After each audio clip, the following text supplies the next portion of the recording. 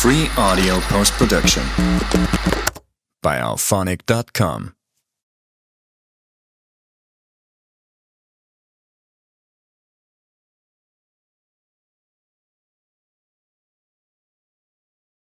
My name is John Parenteau. I'm the head of PR for Hollywood for Blackmagic Design, but the reason they hired me for that was because I've been a filmmaker for 30 plus years or something.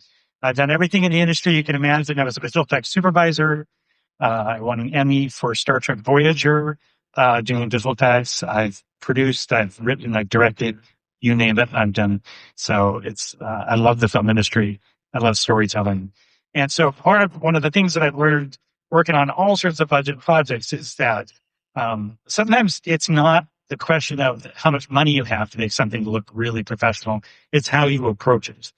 You can make something look amazing for no money at all because you think about it the right way. So that's kind of something we want to talk about right now. So cinematic achieve sort of just a fun way to say, let's be creative about how we approach our film from the very beginning.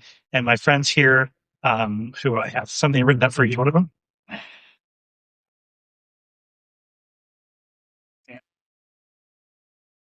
So I'm gonna do a little bit of a video intro for each one. So first up, we'll talk about Stephanie Pearson. Stephanie, in the middle. Okay. Stephanie began her career as an actress on titles like Kiss Kiss Bang Bang and Insidious Chapter 2. She's now a writer, producer in development on a variety of projects, and her first screenplay, In Spirits, is in pre-production with Margaret Cho set to star. So let's look a bit at her work. Can we hit the lights here? Just have a snippet from everybody just so you get a flavor.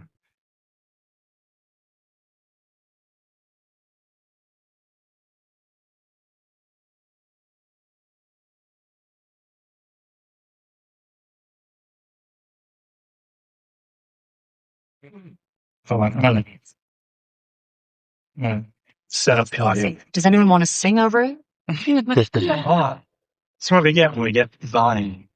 So.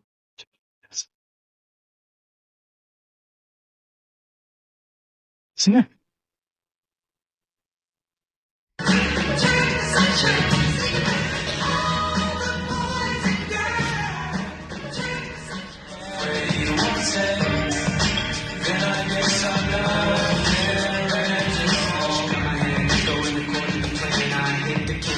She talking with my friend, man, about my life. She said she like me and all my friend laugh. He's not like that at all. What? He seems pressed with my session.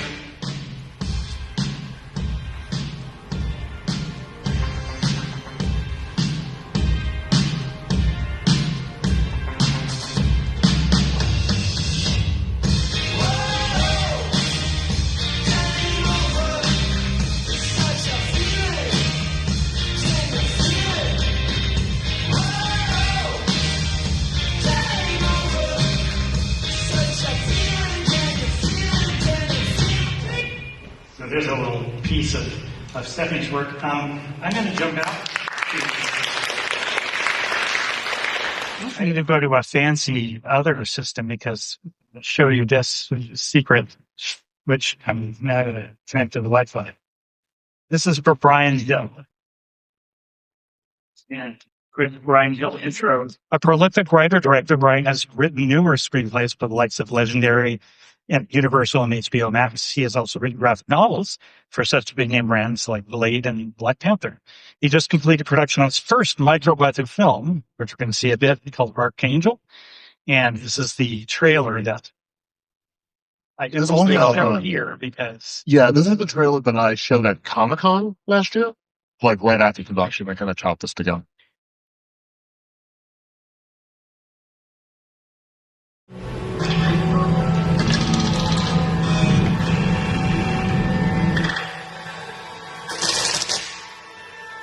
You got the cams running?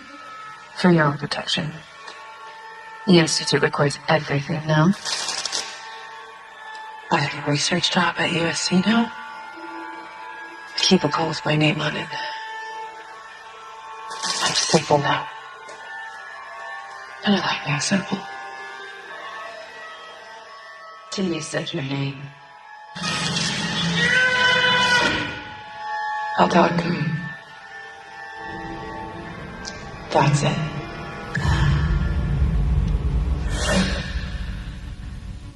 Your science and so much reading. See how important for evidence.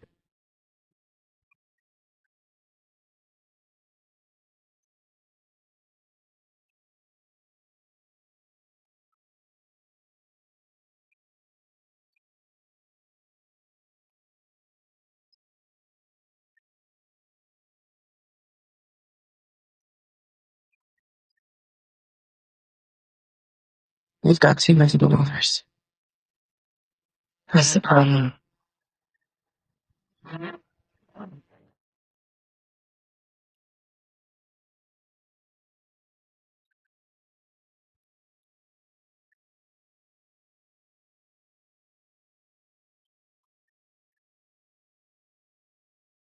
don't understand. I don't.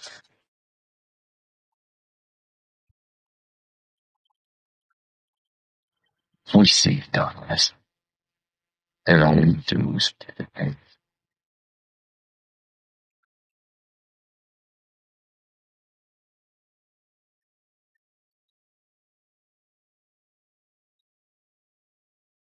This is anyone anymore.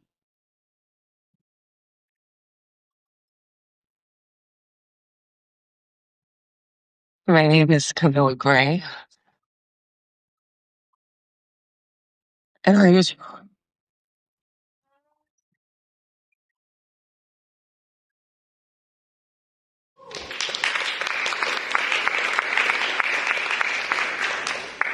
All right. So let's go to our last introduction. Yes.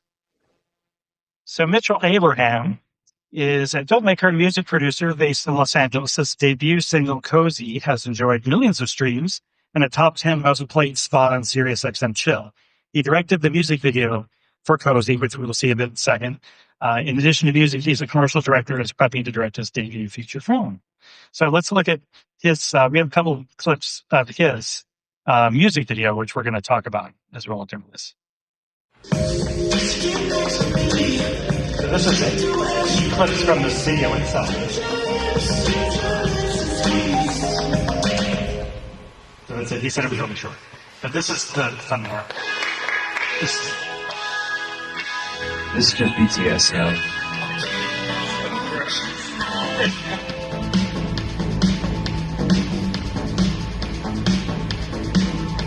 So Mitchell made this with a friend, and they literally drove everywhere you can imagine.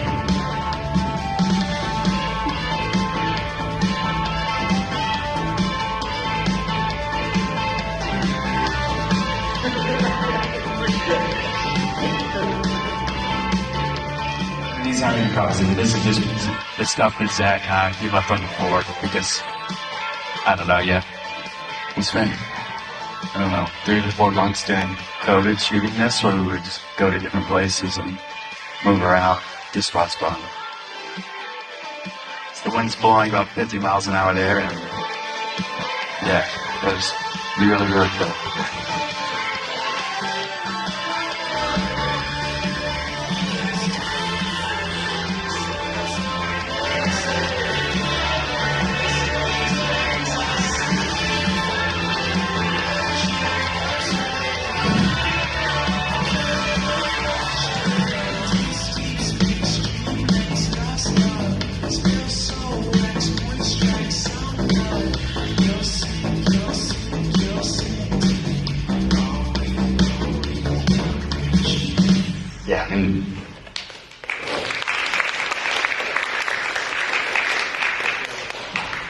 So we kind of break this down. I mean, really pre-production, production, and post, but there's a little more specifics to that as we talk about different things that we can do to make our projects look good. And I'll note that these projects that you saw, some will admittedly say were like no budget, some were slightly more, but they all, you notice, they have good quality look. They have a really high quality look. So it's something you can do no matter what your budget is. So on the script side, let's start with Brian. you teach students, and you said there's a specific question. Well, teach is a strong, Okay. strong. You talk to. I speak to people about some of the things I do, and sometimes they find it helpful. I would not consider myself a teacher. So you said you shared with me a specific thing that you mentioned to them to get them to think of this right. Right. So like, just like the 45 second on me. So yeah, like I'm like, in LA now and, kind of Hollywood and indie, but I was at NYU. Yeah. Right. So I came through like a very independent film process. I did not expect to have studio help for virtually anything. That was definitely factoring on mine. So one of the things that I talk to people like much younger than you, like high school students and that sort of thing about filmmaking, they're always talking about limitation. What they don't have, what they can't do, the camera they can't afford, the editing system they can't afford, this and that. And so the first thing I ask them is like, what's their favorite filmmaker? A lot of them say like, Nolan or Fincher, Del Toro or whatever. And I say, okay, well, imagine that Christopher Nolan just had what you have. He has your cell phone, your contacts, however much money you have. Are you going to sit here and look at me and tell me that Christopher Nolan couldn't make something cool? And then they kind of think like, well, I guess he probably could. Yeah, he probably could. So how would he make something? Right? What are the qualities of that filmmaker that you admire? And then how could you replicate those with those tools? Right? So, I think everything is really just about building with what you have and really weaponizing what you have in your arsenal, whatever it is. The last thing I'll say on Sean is I always suggest to people to first like build a thing around what you're really good at, right? Because we all have a variety of talents, yes, but we're better at something than we are at other things. So some people it may be writing. Some people it may be photography, composition, could be editing, could be music, right? Could be directing actors, right? Could be casting, right? Whatever it is, build around your strengths. If you don't think you're a very skilled writer, because I don't believe good and bad, because I think those things are kind of pejorative. I use skilled and unskilled because it's just a matter of practice and you gain skill. So if you're not really a very skilled writer, then don't start with a model corner. Start with something that's more expressive vision. Try that, right? If you're really good at music, do something music driven. Try that. So like those are kind of the two basic principles that I operate. Yeah, I mean, if you guys all know the Coen brothers, right? Their first film was called Blood Simple. If you haven't seen it, you have to see this film. They were good at two things. They loved crazy camera angles, and they were really good writers, like dialogue and such. And the film is a very simple film, but so dynamically told. At one point, they just put the camera on a 2x4 and ran it across the lawn to do sort of like a steady cam look. They were creative, but if you look at that film now, it's just stunning. So it's how you approach that storytelling with your skills, that hand. That's more. Stephanie, we talked a little bit about your screenplay approach and the importance of picking kind of that thing to write about. Can you talk a little bit about that? Absolutely. Absolutely. It's funny because when we spoke yesterday about what do you want to speak about here and share, a lot of those things were similar to what Brian was going to say is, lean into what you have. The way I approach writing it. And again, you guys saw some of my producing work there, music videos, commercials, an indie film that I worked on last year that I produced. But my strength comes from the screenwriting side of things. I acting for a long time, and I think that being in front of the camera indicated the way I write. And to me, it's what is the seed that you have in front of you, whether it's truly so many of my stories have come from contacts or stories from other people. I don't know about you guys, but I find it hard to just pluck an idea out of thin air. It's got to be about something. It's got to be, well, our friends got that house that we had access to, so let's write a story around that. Or we know this one sort of, notable actor. Let's see if we can use them and go from there. Again, leaning into what you have and also creatively what you have, like all of us in here have different backgrounds, different stories. What is it that's special to you that, even if it's trauma or something you want to celebrate, use that. I mean, no one else, you might think that you are the only person or that other people have those similar stories, but you're the only one that has that particular story. And truly that authenticity will hit every single time. And to speak to both of their points, if you try to do everything like, oh, I want this to be the perfect film because it's your first or second film or it's your first festival film, and you're not the best cinematographer or you're not the best art director, whatever, those little things are kind of show. It's better for you to really focus on the one thing. If your film is shot very simply, but you're really good at dialogue, writing dialogue, and that dialogue really shines, and that's what you focused on, people are going to pick up on that, and they're going to say, you know what, it's okay that the cinematography was not perfect because you could hire a cinematographer next time. But the dialogue will really shine and make it. But if you try to do everything equally, and even though you're not great at some things, it's going to water everything down. So it's really important to focus on those strengths, like you guys are saying. So Mitchell, when we talk about your music video, it's such a big story. Can you just talk a little bit about how, I mean, obviously you are the musician, but this was an incredibly involved story. Why did you choose to do this when you had no budget? What are you, crazy? Well, it sounded simple at the time, as everything does. I mean, the initial plan, we kind of written out a story that was just about this astronaut coming into a jungle and getting lured by this diamond, sort of to his doom. And then we got up to Ho and we were shooting, and yeah, the jungle has a way of kind of beating you down pretty quickly, as most extreme environments do. And Zach and I were looking at each other like, there's no way in hell we can continue to do this for 5 minutes. I mean, we got a section at a time. We were like, we need to go somewhere else. And we came up with this crazy idea sitting in our motel room in Forks, Washington, and where it was like, okay, well, let's go planet hopping. Let's move around all these different, let's go to the snow. Let's go to these the kind of barren wasteland kind of places to sell this idea of this astronaut going to these different planets. And then he arrives at the jungle.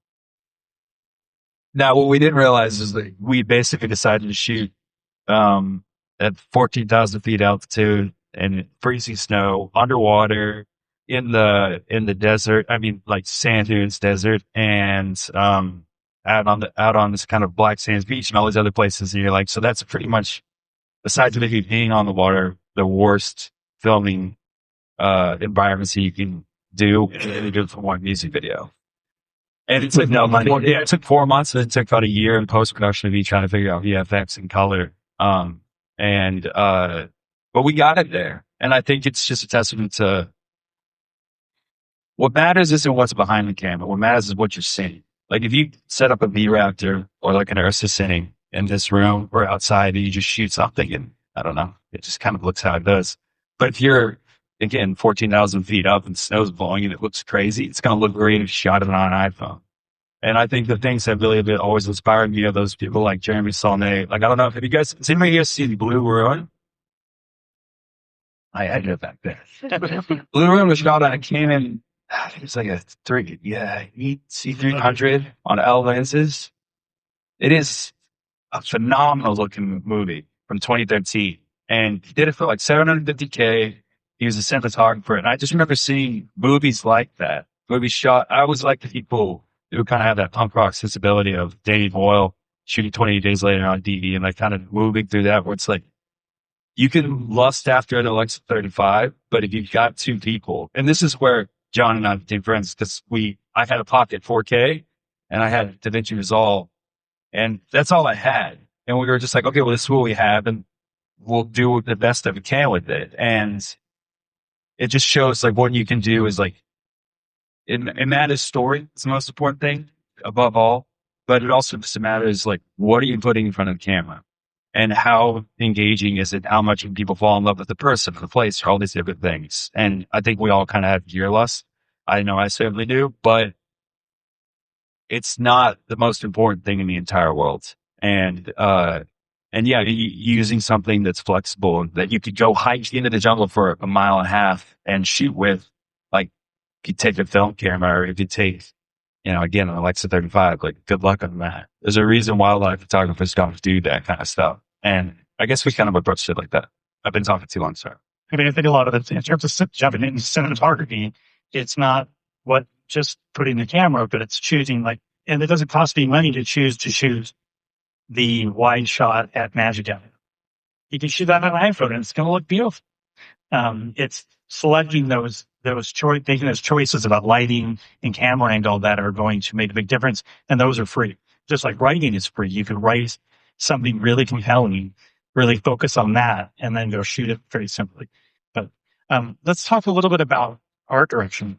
Brian, your film, if you kind of really look into it, you're shooting in very simple locations, but you found ways to make it really compelling, interesting, even with subtle camera movement and things like that.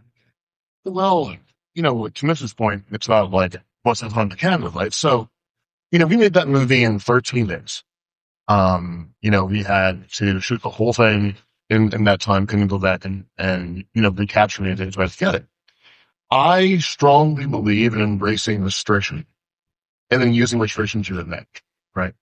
Because style is really about what you're not going to do. It's not only about what you do, it's about what you won't do, right? So we take a filmmaker like Yasujiro Uzo. Only used a 50mm prime lens for like all his films, right? That became a style because he only used that focal length. He mastered the 50mm lens. So when it came to art direction, I told like my small group of well-meaning, mostly high, crew, we're just going to reduce the color. We're going to reduce the color palette so the color has more impact and that will feel like it is. And we're going to lengthen our videos to longer focal length so we don't have to design the entire space. We just have to design what's going to be inside the composition, right? So I strongly suggest, they're not doing it now, really no matter what your discipline is. Study like art, like read Joseph Albers, The Interaction of Color. Understand what color theory actually is. Study composition. Look at photographers. Understand. Again, to your point, if Peter Lindbergh, the '90s fashion photographer that's largely known for creating the modern day supermodel with the photographs and then eventually silhouette, he's going to shoot the same model in the same makeup in the same location, and it's going to feel very different than if Hurwitz did it, right? Or Alan von Arnworth did it. And I think it's incumbent on all of us as filmmakers, especially when you're working at a little budget level, you need to know why they're different. You can understand that, So the more artistic knowledge you have, like the history of art, the better you'll be able to create interesting things for no money because the basic principles of aesthetics are free, right? The application of them is oftentimes free. But if you don't have them, then you don't have those tools in your disposal. Yeah, from a cinematography perspective, I'm a cinematographer as well. Added to my list of things I do, more so probably than anything else. There's the concept in cinematography of negative film. So it's not always about how much light you can add, how many fixtures you have. Sometimes you actually use negative fill, which is literally putting a black card on the side of the face that you want there to be a shadow so that nothing bounces back into their face. So you're basically removing light rather than adding it. Sometimes it's simplicity, thinking of that simplicity, whether in art direction or cinematography or other things that actually maybe can make something look really dynamic and really exciting without costing a lot of money. So when we look at your videos even here, they all feel very rich and expensive, but They weren't. And how do you achieve those looks we talked a little bit about? We talk about our teams, right? And I think like none of us are great at everything, but the power of trusting in your team, I think that has been the key to success, at least for me. I know that, as soon as you surround yourself with people who you can rely on, who have creative ideas of their own, I think that's when you sing because you know that whatever they're doing, they're going to do it correctly because you believe in them. A lot of the stuff that you saw on screen there was probably up until the last moment. I was like, oh, fuck, this is crap. This looks like shit. Everything's going wrong. And, somehow it comes together or the editor fixes it or lighting pops something into someone's eye that just looks perfect. Or, in post, we put a color grade on it and we're like, oh, that was it. To Brian's point, and I want to touch a little on the production side of things because we're all filmmakers because we have that creative spark, that inspiration. But I think for me, the hardest part of filmmaking was breaking myself into not just being like the creative person that's got all the ideas, but saying, okay, how do we put this into a workable system? I worked at a production company that was owned by Warner Brothers, and it was, there was the creativity there, but the first thing, I learned was we're in the movie business, right? But it should be the business of movies, because really that's what the goal is to make something that's going to sell or sell something for us. So when we're making our films or our short films, I think it's important to have the goal of what we want to achieve, whether that's we want to create a series of stylistic videos that we make that people understand who we are when we show them, or we want to submit them to all the film festivals and get that pop of attention, or the proof of concept for this feature that I want to make. Or, I want to prove to my parents that I'm a filmmaker and, fuck you. But like, what is the goal of your project? And then work backwards from there. Because I think the structure, it's in the plan, right? Make the plans so that the creative can then later sing. You know, treat your projects like they are feature film productions. Then, you're going to have a team on them. Make sure you do the calls, make sure everyone knows what they're doing, make sure everything's planned out, because so many times there's been productions where you think everyone's on the same page and they're not. So if you're leading something, it's not just the creative that has to lead it, as of course everyone has to be on the same page about that. But many of us here raise our hands. We're different things, right? We're writers and directors. We're editors and writers as well. Whatever it is, if you're produce it to the best of your ability, in the sense of, in order to achieve the creative, make sure that the structures are there. Yeah, that's good. I mean, treat every project like a big project. I mean, Yes. Go through all the structures of it, have at least a minimum crew, do call sheets, have pre-production meetings, things like that. They're all, again, these are all things that are free, and they will advance the quality of the project. They may seem very mundane, very businessy, but they actually do help. Everybody gets on the same page. Nobody's surprised on the day, like, oh, I didn't know I was supposed to bring that. Everybody gets to know. Even if it's a Zoom meeting, it's important to really use that tooling. So short films are practice for your feature that you'll want to make. Yeah, the one thing I think we talked about real quickly about post-production, I'm jumping all over the place now, is the colorist.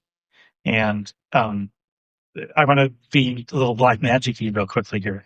My hero, the colorist. Here, not just because of Resolve, but Blackmagic has this tool called Blackmagic Cloud, which is part of DaVinci Resolve. So DaVinci Resolve, you can use it for free, editing, color, and all that stuff.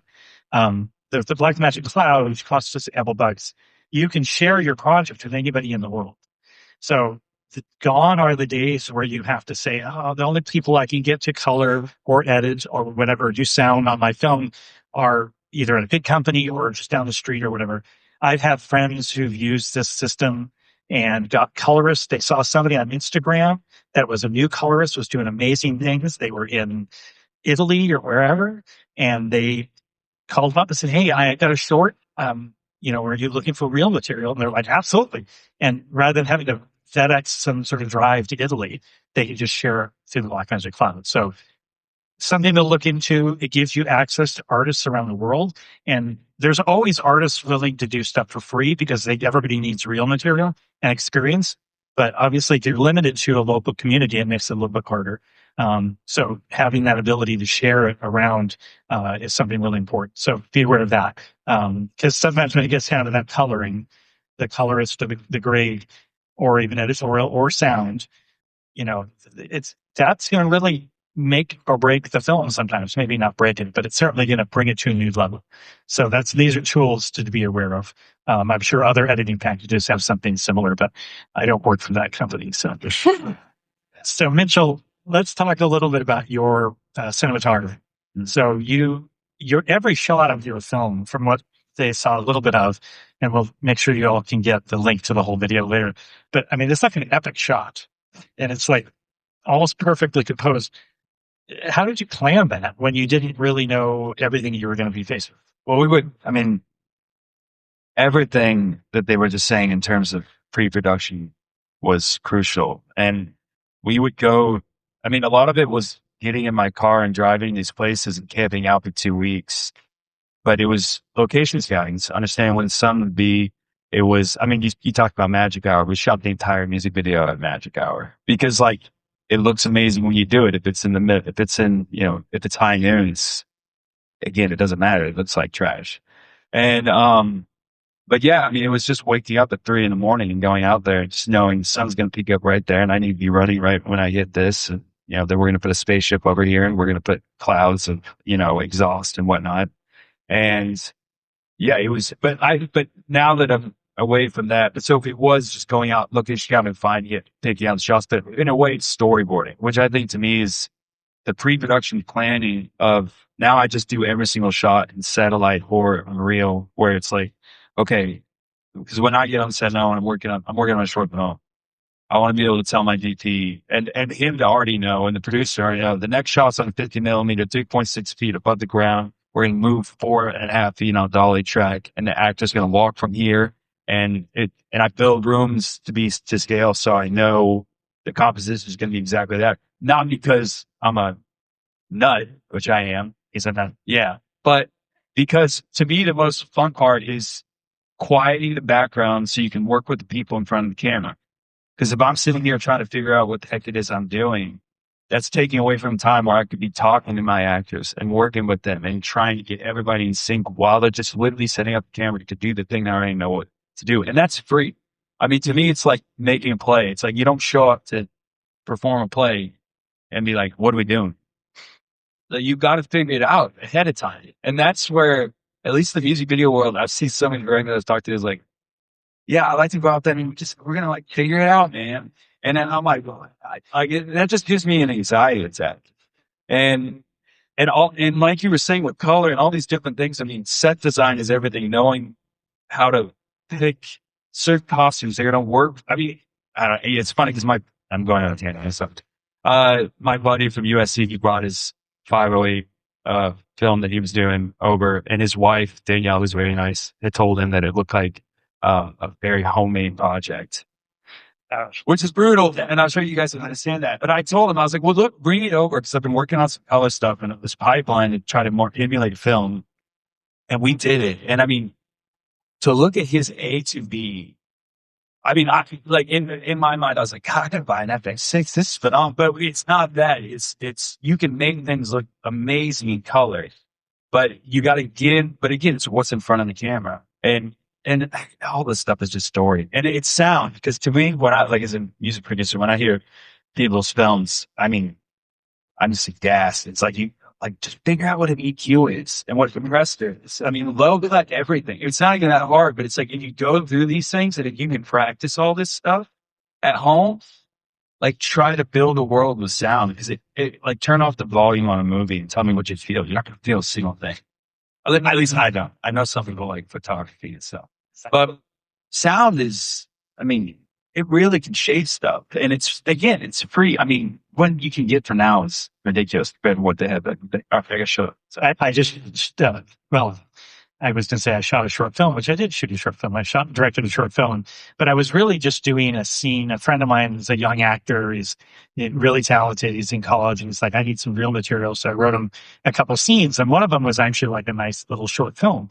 And as we're kind of into it, like, this might be good for a festival film. But one thing I was doing it like for real material. So I had students running everything, including the sound.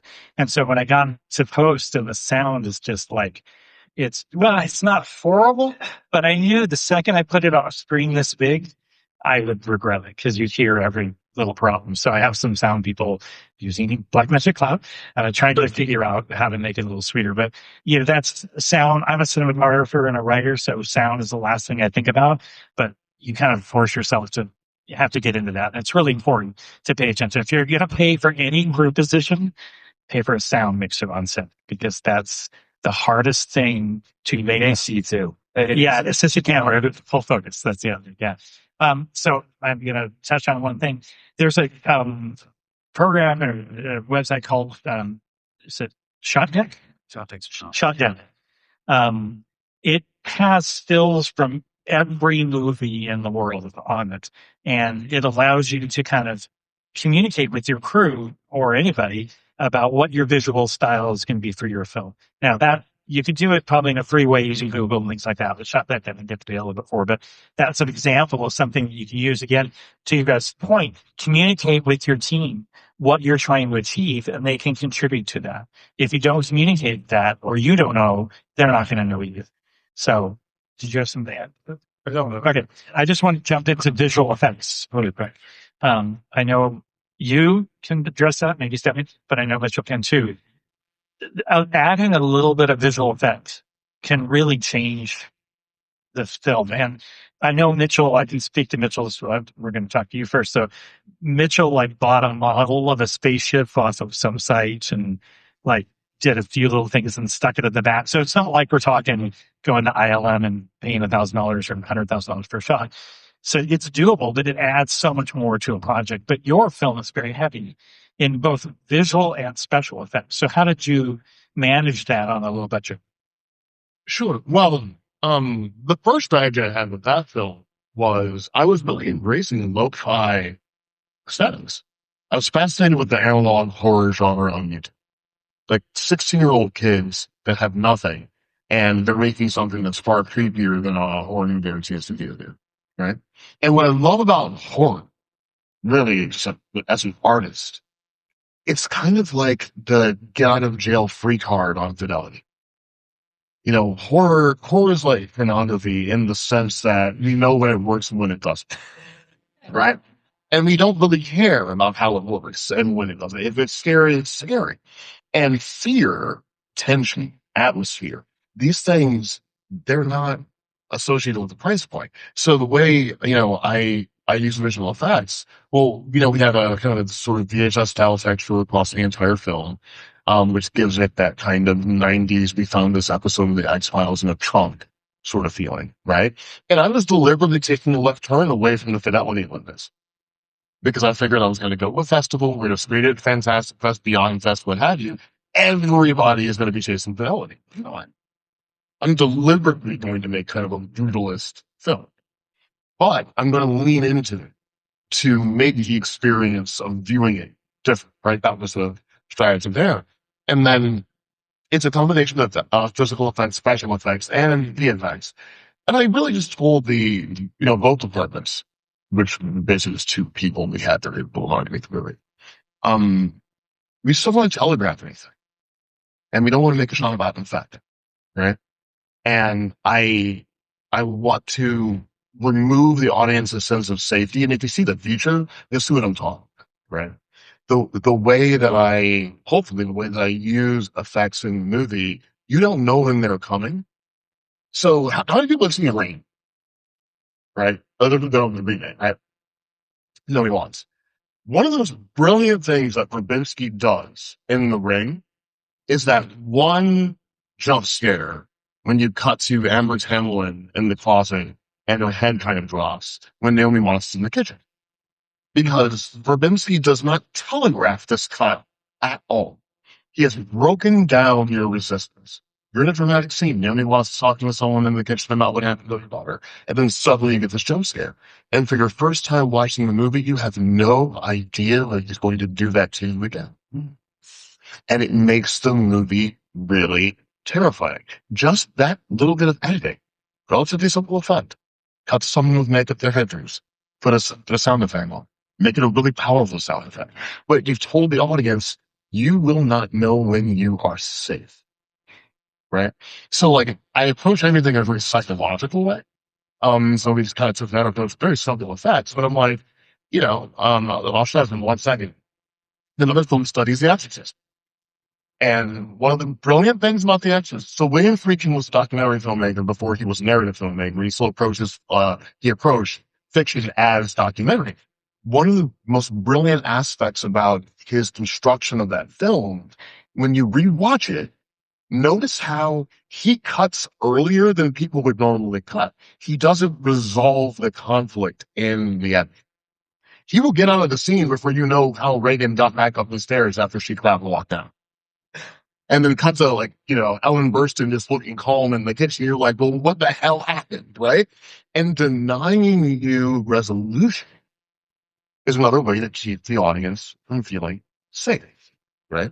And so, like, when you're thinking about your visual effects and your special effects, if you're doing narrative stuff, especially if you're doing like psychological trigger stuff like horror or even like erotic thriller, whatever, anything where you need to trigger a result, an emotional result in the audience, try to use it in a way where they don't know when you're going to do it. Keep the audience on autopilot. That makes a lot of sense. I think that applies to a lot of aspects of filmmaking. Again, back to cinematography, choosing your framing carefully and creatively. Again, it's free, but not shooting here and choosing to shoot up or down or whatever. There's a Rosemary's Baby story where the shot was, I forget the actress's name. She goes into the bedroom to take a phone call. No, it's the older one. Yeah. And so the cinematographer sets up the shot looking through the doorway as she sits down on the bed. And the Polanski. What's that? Mia Farrow. Yeah. No, it's the older one. Oh, it's the older guy. Anyway, so the Polanski's director, he looks at the shot and he goes, no. Move the camera to the left. Move the camera to the left. And so they kept moving the camera until the frame of the doorway was cutting half of her face off. Okay. So she's on the phone, but you can't see. And the DP didn't understand it, but then when they screened it, the entire audience did this to try to see around the door frame. So a simple little adjustment like that adds tension. It creates a unique feeling to the audience. Remember, you're the cinematographer and the image is just as much an actor as the actors are. So you have to tell the story with that. But all that stuff is free. It's really planning that out, using storyboarding, planning out your scares and how you're going to cut it so you understand ahead of time. You understand what's doing. Do you have visual effects? Can you reflect on visual effects in any way or special? This is mostly you guys, but I did have an experience that I was working on a horror film under James Wan, and but he always said practicals. He's like, I want to do anything in post. So I want it to be like I want to shoot it, and I think that lends itself to short filmmaking and storytelling, where you can do different things. You can have your actor do a different move, or I knew another director that. Who was it that did 500 Days of Summer, and then went on to do his next project was a Spider-Man movie, and they were like, well, let's have Spider-Man come through that window instead of that one. They're like, oh no, as effects have been working on that for like 3 months, we can't do that. He's like, it's all out of my hands now. So doing it, in person with the makeup artist or whatever it is you're gonna, do there, the creativity comes in there, right? When you get to be on set, you are relaxed and that in the inspired environment. And on that same shoot, there was a day where there were crows on the roof of the location that we had, and they had called in a falconer to get rid of the crows, and the director was like, you know what? When no one's talking, let's roll, because we can hear this like click clacking on the roof, and it turned out to be really freaky and creepy when you saw it and could hear it in the final edit. So like something like that, where you think everything needs to be sterile and perfect, leave room for those fun moments to happen on set. I'll let you take it away with the thing with a budget buys you indecision on set, so that you're paying for, I don't know, let me change this here, or fixing stuff in post, things like that. But it doesn't make you a better film. It makes you lazy, if anything, in some sense of the word. So you can make a great film for no money because you're thinking about it ahead of time, like these whole things. Real quick story about your visual effects and your thing. Then more. Visual effects. Yeah, I mean, I think a lot of it is you got to bear stuff in the shadows. You know what I mean? A lot of my GP didn't believe me that we were going to be able to do some of the things that I thought we were going to, but a lot of how we were shooting it was like, well, we're going to silhouette the spaceship, and then that's going to help bleed it together, as well as putting smoke over the top. And really, it's just trying to fix lighting stuff, I find, which is like, I had a professor at USC call me in because I was apparently getting disciplined because I had a match shot that, where basically he thought that I lit a match, which is, there's all these regulations and you can't do that. but I just VFX it. But he said, that's bullshit. Look at the flicker on his face. I was like, oh, I just had a guy with a light just doing this over the top of it with a little pocket light. And it fooled him not because of the flame, but because of the lighting. And I think once you really start breaking down lighting and understanding that, then you start to understand if you're going to composite stuff in. I mean, and again, I'm usually pixel fucking a lot in all my shots where I'll kind of split frames, rotoscope around people to gel performance together, not because I want to do it, but because I can take something that lasts 40 seconds and turn it into 15 and keep the pace into something.